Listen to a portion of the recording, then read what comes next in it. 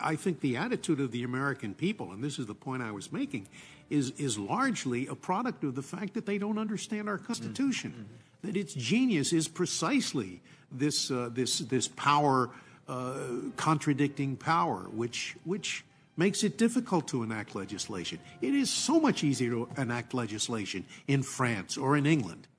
But, you know, the consequence of that is you have swings from one extreme to another as the legislature changes. That doesn't happen that much here. Justice Scalia, in your opening remarks, you talked about how brilliant our system is, our Constitution, and the kind of disagreement it provokes, and how difficult it is to get things done. That's the greatness of the American Constitution, in contrast to so many other countries. And yet, we are described now by people all over the country as dysfunctional, as unable to get anything done. And the level of dissatisfaction is up to about 88 or 90% now among the American people, because they say we can't get anything done, that the system doesn't work. How do you respond to them? Well, I suppose there is a point at which you do reach gridlock.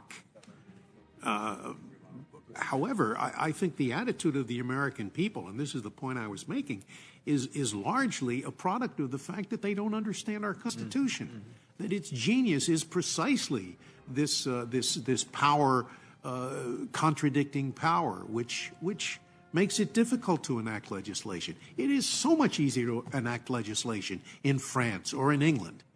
But, you know, the consequence of that is you have swings from one extreme to another as the legislature changes. That doesn't happen that much here, largely because of the fact that only laws on which there is general agreement, as a general matter, only those laws will get through.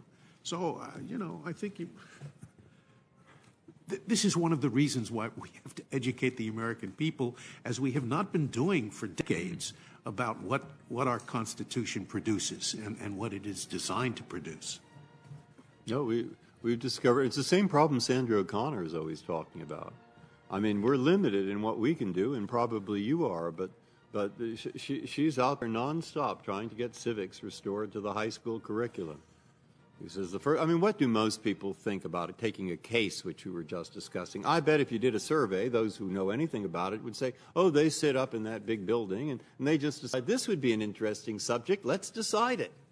I mean, that is very far from the truth. We have a system, as you've heard described. So what we try to do is talk to people. Annenberg does that, the foundation. They're in 55,000 classrooms.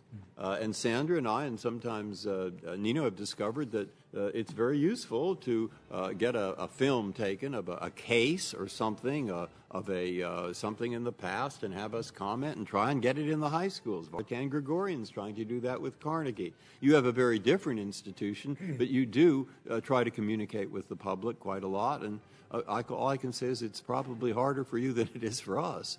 But to get across the idea that the student today has to know how government works, they have to know something about their history, and they have to be willing to participate. It's very easy to say, and it's very hard to get across. Gentlemen, as you know, you have the power to decide cases themselves, but your power is also to decide which cases you're going to hear. And you have some 8,000 opportunities to make decisions every year on the cases you're going to hear. And last year you decided to hear 77 cases, which is just 1% or less than 1%. So what goes through your minds collectively when you decide on which 1% you're going to hear, and what do you say to the 99% who don't get heard? The latter, we say denied. But for the former, you're quite right. There ought to be some rules. It shouldn't be random. It shouldn't be, you know, whatever tickles my fancy.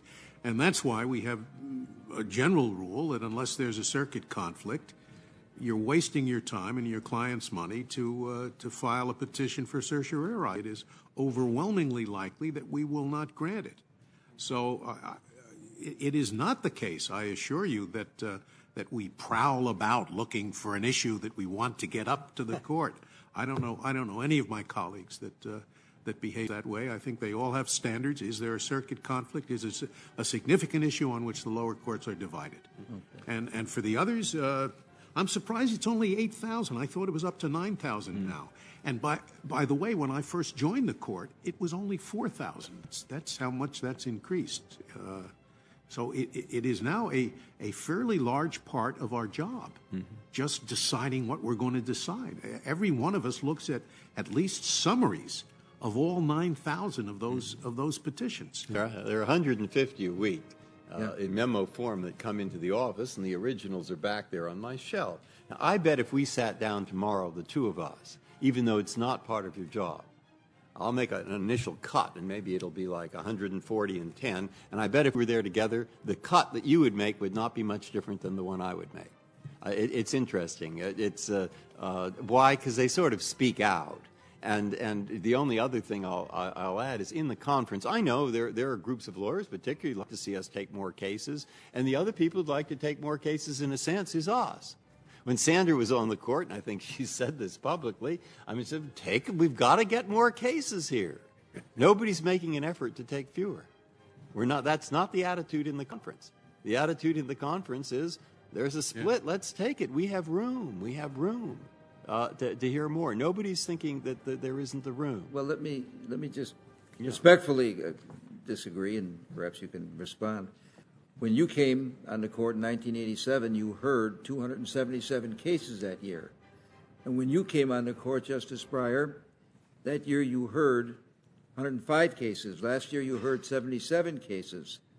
So I don't understand. Senator, we never heard 277. When I came on the court, I think we were deciding about 150. And I will tell you, I don't think we can decide 150 well.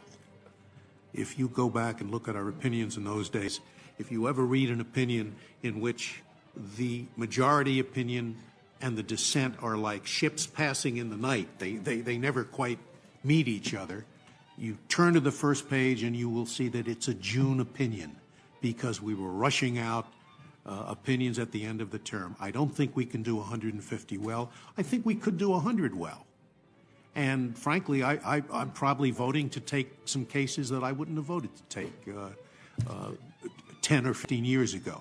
But it's not as though we sit down at the end of the year and say, okay, let's take 75 cases. Let's pick the best 75.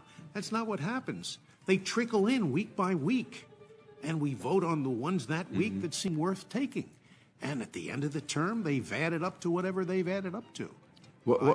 If my standards have changed, it's only because I'm trying to take more rather than I'm trying to take less. I suspect that the major reason for the decline was that when I first came on the court, there was a lot of really breathtakingly important new legislation. And a new bankruptcy code, Title VII. In the last 10 years, there's been legislation, but very little of that magnitude. The major generator of circuit conflict below is new legislation, because it always has some ambiguities that have to be decided by the courts. So where there hasn't been a whole lot of major new legislation, you would expect our load to go down. I agree with that. But it's just a theory. We have to measure it. But every word in a bill is an argument. Every word you pass, there are lawyers who can, decide. And so if a lot of legislation is passed, then I think with a 5 or 10 year lag, you'll suddenly see a lot of cases in the Supreme Court. And if you go 5 or 10 years and there's less legislation passed, fewer words, you will discover a diminished number of conflicts among the circuit. So you look at our, when you pass the habeas law, then go back out 2 or 3 years, and suddenly you'll see lots of habeas cases coming up to us. And the same was true with IIRA, the immigration thing. So you're now passing laws with thousands of pages, not budgetary laws, but laws that are likely to come to us. My guess is with a lag, that caseload will start going up. Thank you.